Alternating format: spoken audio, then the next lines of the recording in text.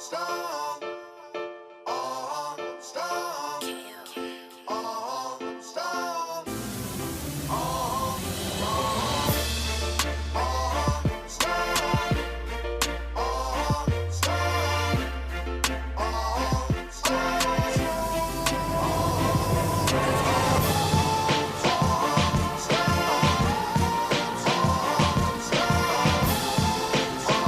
everyone, and welcome to this edition of the Armstrong-Williams Show. Kimberly Klacik is joining us along with Tony Kinnett. Thank you both for joining us. Tony, let me start with you. Does government really work for everyday Americans?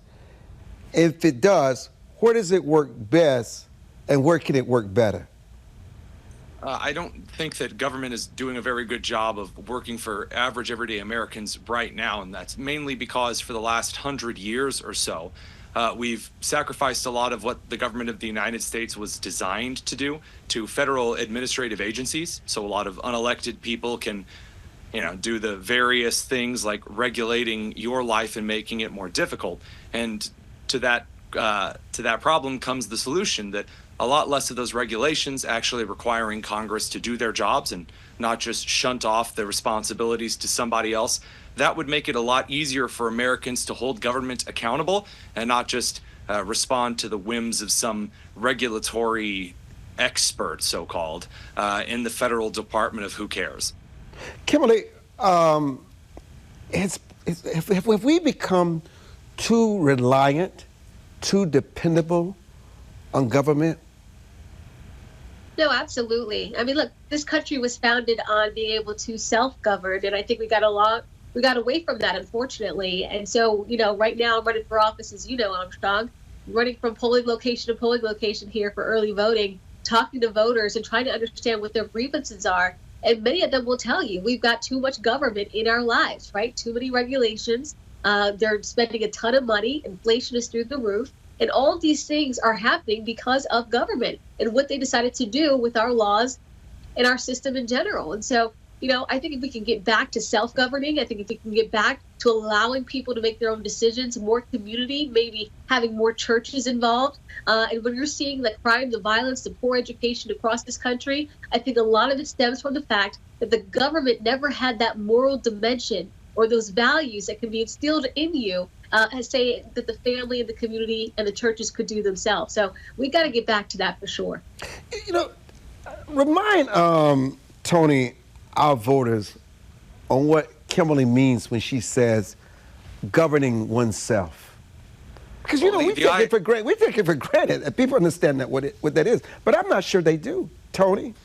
Well, that really is the truth. We really have forgotten that this country was founded as an Abrahamic dream, which is the idea that you would leave your country, you would go to another, and you would forge for yourself, your family, your community, your church, as was so expertly put, that you could forge a dream. You could, through self-determination, create a new life, which includes prosperity, which includes innovation, which includes the freedom to worship, the freedom of speech, and the other rights that were recognized by the founding fathers. And that self-governance comes with responsibility, right? Because if you were going to take on the mantle of being a sovereign citizen, then it requires you to act with, for lack of a better explanation, a level of maturity of an adult, to actually consider the consequences of your own actions and not just rely on some nanny state or some monarch or some bureaucracy to clean up after your messes.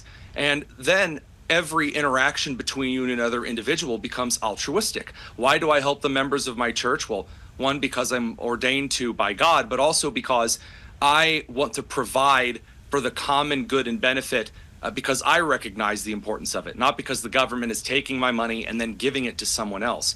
So self-governance really is one of the greatest essences. It allows us to recognize ourselves as the image of God, in that as he was a creator, we also get to create and mold and shape and work together and create what is, without a doubt, the best country in the history of this planet.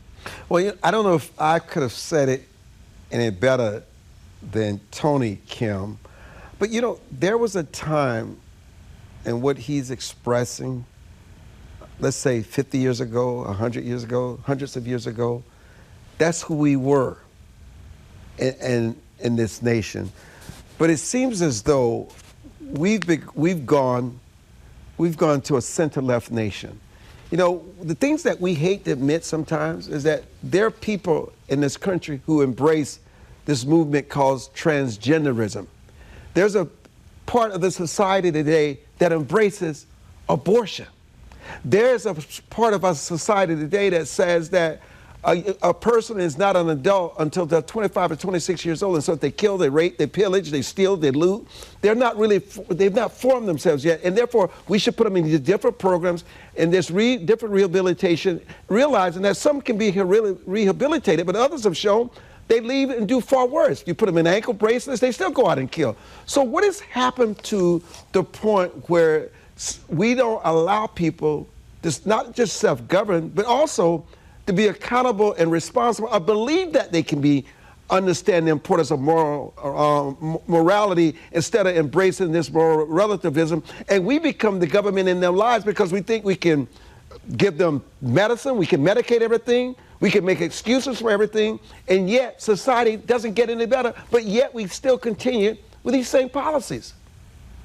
No, and it is crazy that we continue going down this road, but I think a lot of people don't want to take that personal responsibility, right? They don't want to be held accountable for their actions, and they don't want to be consequences. As you mentioned, nowadays you've got those are the juvenile justice system or the justice system in general that are saying, like you said, that these kids today, they have no idea what they're doing, and they wouldn't know until they're about 25, 26 years old, because that's when their mind is supposedly developed. When people give me that talking point, Armstrong, I always point out, back when George Washington was the president, when you had James Madison, Benjamin Franklin, all these people doing amazing things to found this country, they were 24, 25, 26 years old, right? It's like, so what have we done? Have we regressed? No, we've allowed people to basically not take accountability for any of their actions, and we continue down that aisle. Meanwhile, they're telling us at the same time, children at 8, 9, 10 years old know exactly what gender they want to be or what they want to identify as, and allowing them to transition at such a young age. I don't know why we are going down this road. I don't know what this agenda will accomplish, but I wish we could get back to the basics. And again, a lot of this is coming from the government and those elitists that think they know better than a mother. Hold that for us, Kim. Hold that for us, Tony. We'll be back. I'm Armstrong Williams. Don't go away.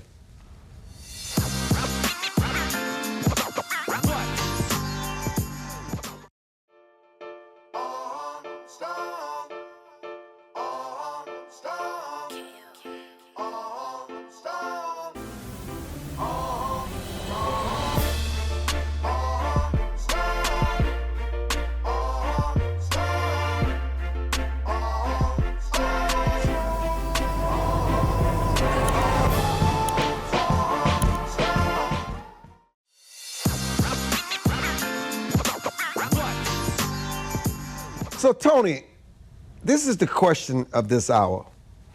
Who and what is America today? What are we?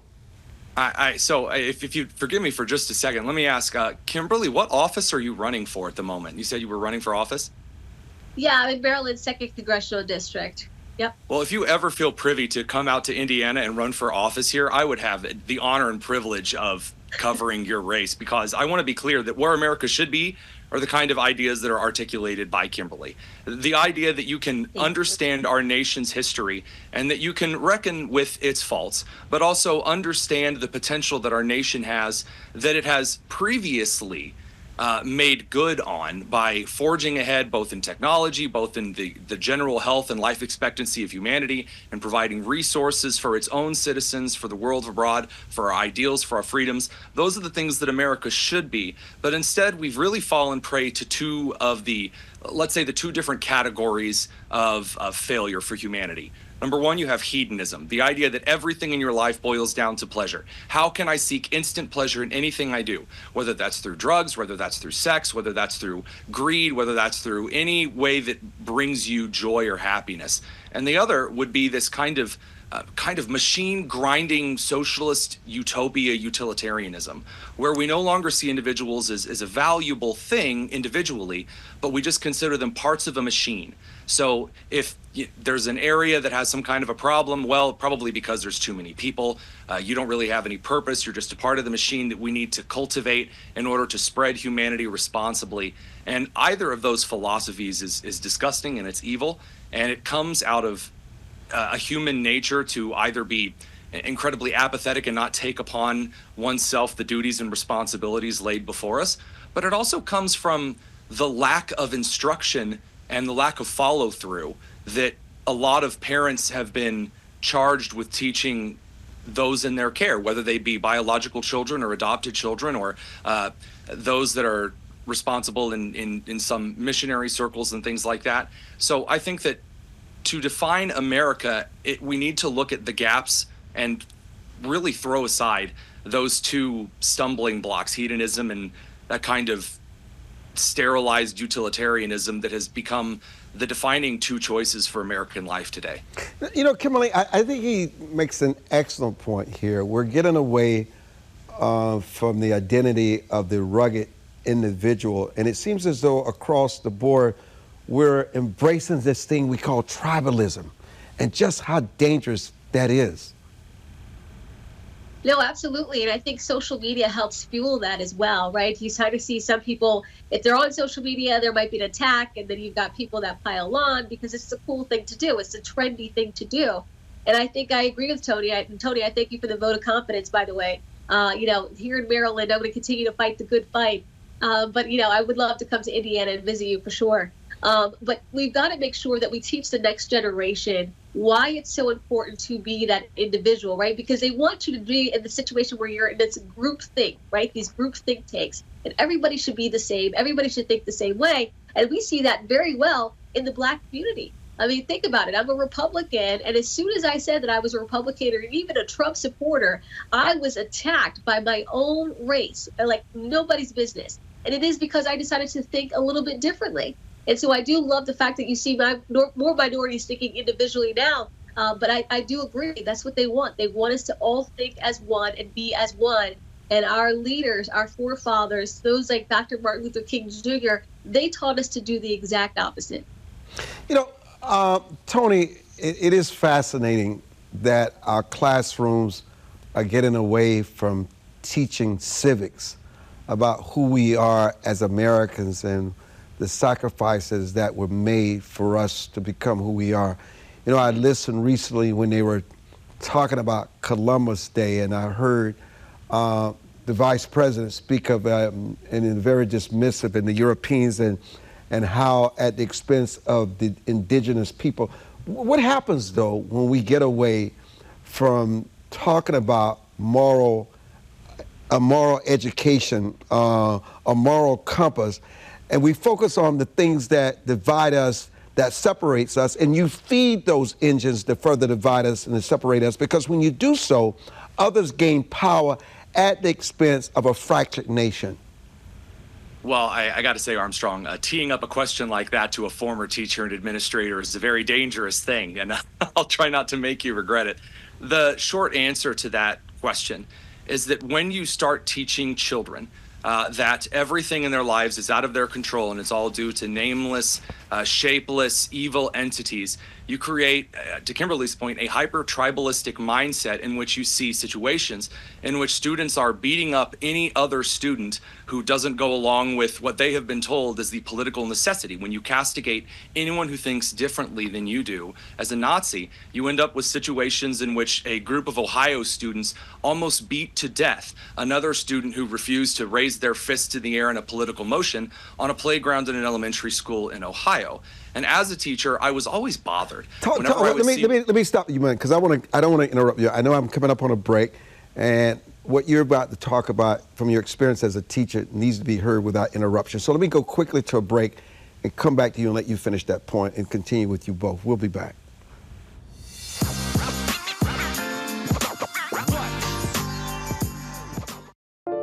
It is easier to build up strong children than to try and repair broken men. The streets are plagued with crime, violence, there's a lot of poverty, and it's all a result of lack of education that's happening in our schools. So it really is a crisis. We come from very different political perspectives, but we've come to the same conclusion, and that is there is a crisis in the classroom. Children are being deprived of quality of life because they're being deprived of a good education. We must solve this problem. It's incumbent upon all of us to join hands together to get this done. We can't afford to wait one more day before we address these issues, because every day we lose another child. Let's stop the politicking. Let's stop the games. Let's really do something to give these kids a real chance at life and being a part of that American dream. We need accountability for funding. Many of the districts where you're seeing very low test scores, students graduating with very low literacy and math comprehension rates, they are receiving a lot of funding. So where is the money going where our kids aren't being adequately educated? If you believe every child is deserving of a quality education, please go to educationjusticefoundation.com.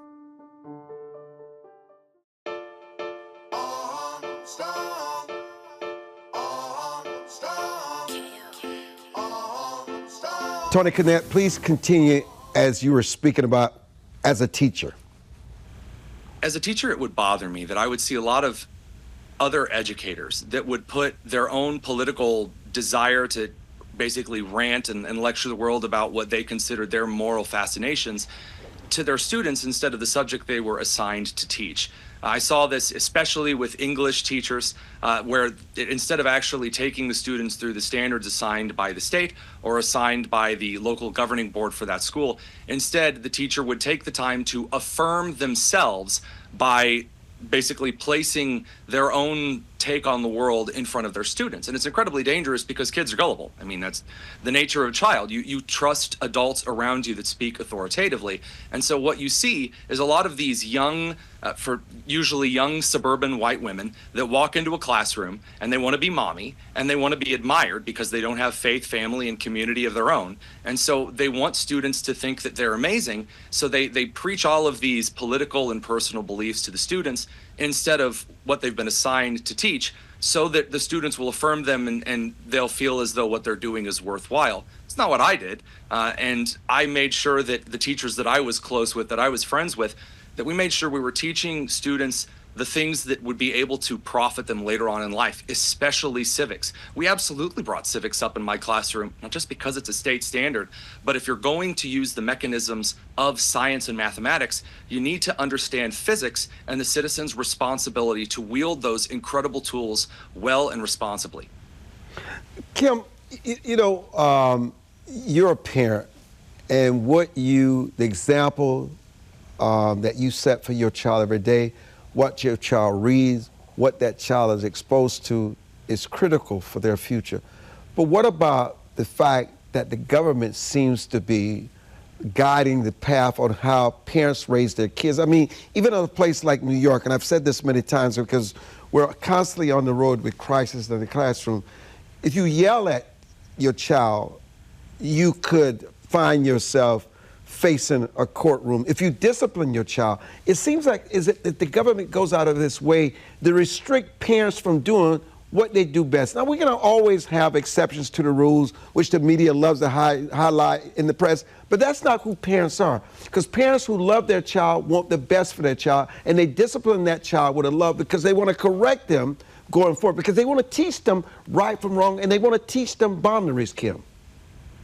No, absolutely. And put her perspective for everybody. My daughter's 8 years old in third grade, and luckily we could put her in Catholic school where she doesn't really deal with all of the nonsense that you see in public schools today. But this is why I have parental controls on her tablet, right? It's just like, I don't want my daughter to be exposed to anything that is sexual of nature. I don't want her to be exposed to anything that might have drugs or whatever in those videos. And so that's why I control that. I expect the same thing when it comes to what's going on in her classroom. I am her mother, right? So if I know that I know my child better than anybody else. I know what she is, where she is maturity-wise. I know more about where she is, mentally. and physically. And so if this child is now being governed in that way, right, by a teacher or by a principal or the school and their philosophy, then that child will go and stray away from my teachings. And that is a problem, right? And so that's why I think we even see so many parents and children butting heads these days, or seeing so many kids that decide that they want to transition without parental consent, because they're at school learning one thing while they're at home learning another. And you're really, today, a child is more with their teacher than they are with their parents sometimes. So they're going to go that route if they feel that that person has their best interests in mind and they spend more time with them. And so, yes, we have to get away from that. And I don't know why public schools have taken this direction, but you see it today, especially where I am in Baltimore. Kids are not educated. They're going to the streets instead of going to work after high school. And it's sad to see. And we'll be back with some final thoughts.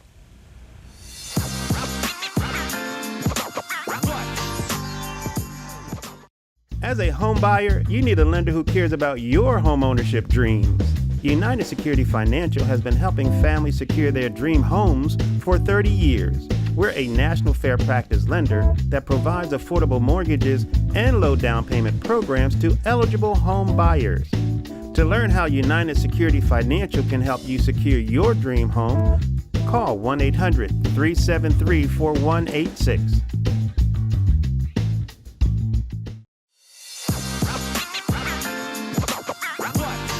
Tony, why this push all of a sudden to sexualize our children? The easiest way to frame this would be that people have made their sexual passions such a core part of their personalities, and coupled with the fact that these are not satisfying. You could have looked at all of human history to see that basically just going around and doing anything that moves isn't going to bring you satisfaction. But we learn lessons very slowly as a people, and so you have a lot of individuals who aren't finding satisfaction, and then also who desperately need affirmation because they're depressed, even though they are becoming more depraved. And so what do? You need to normalize it. The ultimate form of normalization is including children. It is. The ultimate form of normalizing any kind of behavior as a society is to include children in the actions. And also, the universal praise of a child is something that is incredibly affirming. So you have individuals who often are mentally unstable, either due to being abused themselves or because they've just fallen down that rabbit hole of basically being addicted to something that's not going to bring them satisfaction. And they drag children in because they think that if they can normalize it, and if we all just kind of get on the same page that they are, that'll make them happy. And it doesn't. And it ends up hurting children en masse because of it. And of course, there are some deeper and darker things that come from those who target children because of their disgusting desires. But I think the broad majority, it's a very fruitless attempt at just wanting to be praised and told that they're fine and nothing's wrong with them. And Kimberly, finally, are our best days behind us or ahead of us?